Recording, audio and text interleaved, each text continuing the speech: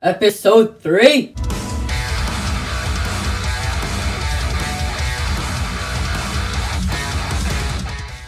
Hello everyone, and welcome to episode 3 of Disorganised Diatribes.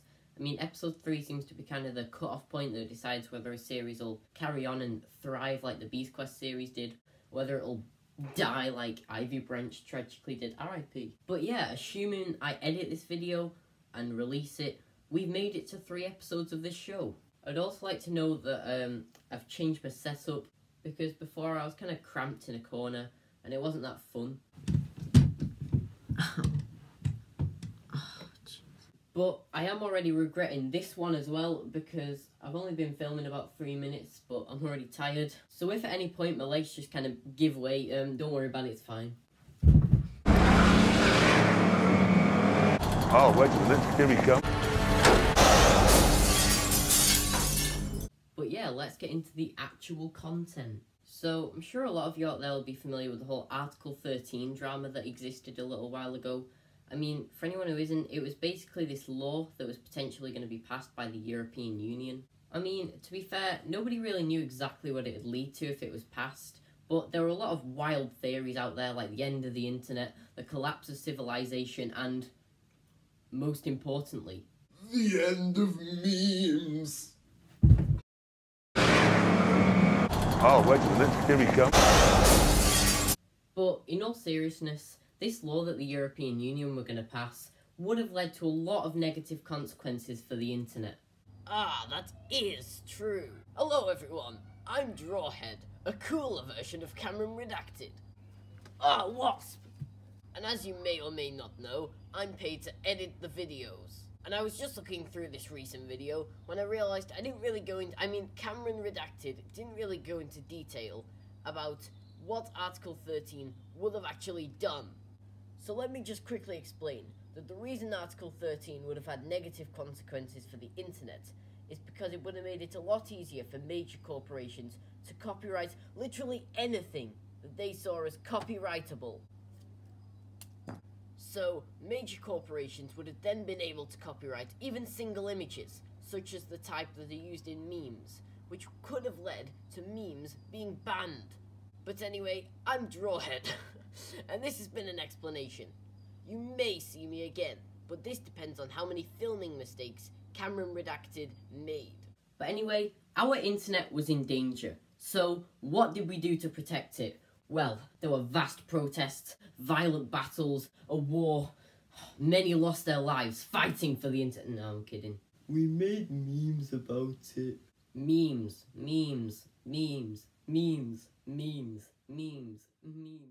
But in the end, after the people in charge of Article 13 realised that this wasn't what anyone had ever wanted, the article got shut down harder than Joel's house after getting infested with voles. Ah! Yo, get voled. Yeah, I mean, it's true, like, Joel's YouTube channel is now run by the voles. But this whole internet situation has kind of been like the plotline for the Avengers films.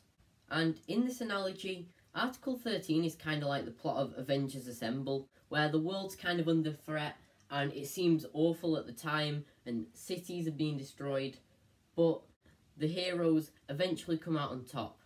But this new law is like Infinity War, because now Earth is realising that there's an even bigger threat to its safety. Thanos. No, I mean COPPA. So this new threat that, with no exaggeration at all, will probably lead to trillions of deaths, is run by COPPA, and it's basically where it's going to be a lot harder for people to make content for kids. And again, people aren't sure of all of the effects, but one clear one is how it will affect YouTube. So, the basic premise of this whole law is essentially that... Wait. The camera's been there the whole time? Oh no! So, the idea of these new YouTube guidelines is that it's basically illegal to advertise to kids. And since a lot of YouTubers make content for kids and make their money off it by advertising, they're essentially getting demonetized permanently. And whilst I myself wouldn't cry too hard if it was just a few toy channels getting shut down. And look, I see Evie and Pikachu. Real life! Real life! This problem is much more widespread than that, because this doesn't just affect kids' nursery rhyme channels. This affects anyone who makes videos that are watched at all by kids. And I do understand the dangers of advertising to kids, but the whole thing just seems excessive and unnecessary. So imagine, hypothetically, that I was a very popular YouTuber and I got high views on all my videos and I made my living out of YouTube. Like that's ever gonna happen. Again, this is very hypothetical. Imagine I make the type of videos that I do now, and let's focus specifically on the Beast Quest videos. So I'm going to give to you a series of clips taken from my Beast Quest videos. And he walked off to fight Malrask, whilst Lewis went home with... He's got a weird yellow face, he's got two mouths on either side of him, so he can suck Tom got behind the beast. No. I feel uncomfortable reading this. Tom got behind the beast and stuck one of Ellie's arrows in Mormai's bum. Ooh, not too family friendly, if you ask me. I mean, just from watching those clips, you'd probably say, "Ugh, that's disgraceful. The language they use there is absolutely abhorrent. I mean, they can't talk about dicks in a kids series.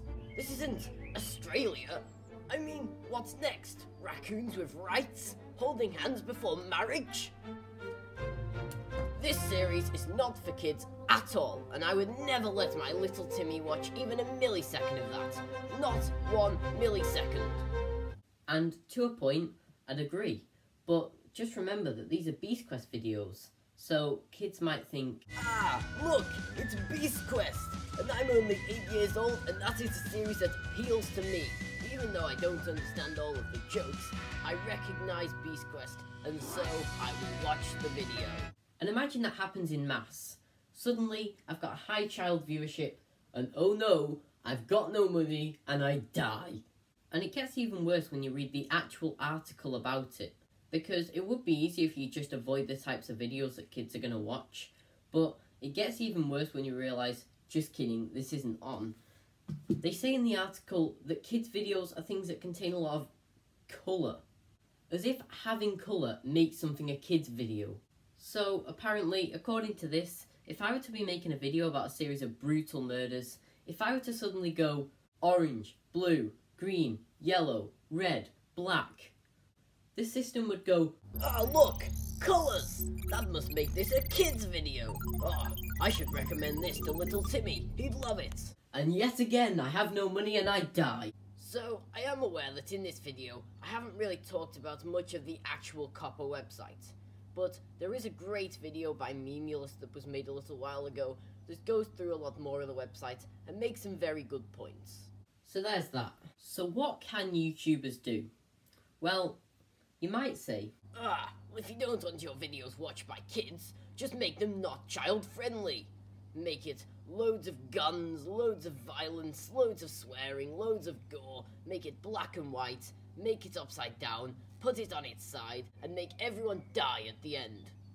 And again, that could be a solution. Make your videos less friendly for kids, less entertaining for kids. But then you gotta realise that YouTube's still going around demonetising people if their videos are too edgy and non-child friendly. So then loads of YouTubers are just stuck in this weird middle ground that hasn't yet been established, where they can't go too child friendly, or else they make no money because they're appealing to kids and advertising to kids. But then they can't go too much the other way because, oh no, demonetization, not family friendly. So then they just get crushed between these two sides. Because it just isn't YouTubers' fault if they have a young viewership. They might not be making their videos for kids, but if kids watch them, suddenly their entire career, their livelihood, things that they built up for years, are just gone. I mean, again, I'm not making money off YouTube, I'm not relying on it for a living. And that's a good thing, because loads of my videos still get demonetized for no reason. And not only that, but in loads of my recent videos, the comments have been disabled. And it's only the ones with me or Joel in it. And we think it's because we classify as kids to the algorithm, and they just kind of pick up on us being in it, and assume that we need protecting from all the dangerous people out there on the internet. So the system disables the comments, and makes it so you can't watch the video on a small screen, trying to protect us from something that we don't want protecting from. We are not 5. So yeah, on loads of my recent videos the comments have been disabled, and I can enable them, and I have been doing it whenever I remember, but the problem is they just get disabled again within like an hour of me doing it, so a lot of the time it feels like there's no point. But yeah, that's my take on it all. So COPPA, more like I'll drop you off a cliff. I mean, COPPA, it's not even a good metal. It's not even Group 1. But yeah, that's the end of the video. I've been filming this for 28 minutes and 19 seconds, and I am going to collapse. Here we come. I will now disappear into the YouTube algorithm.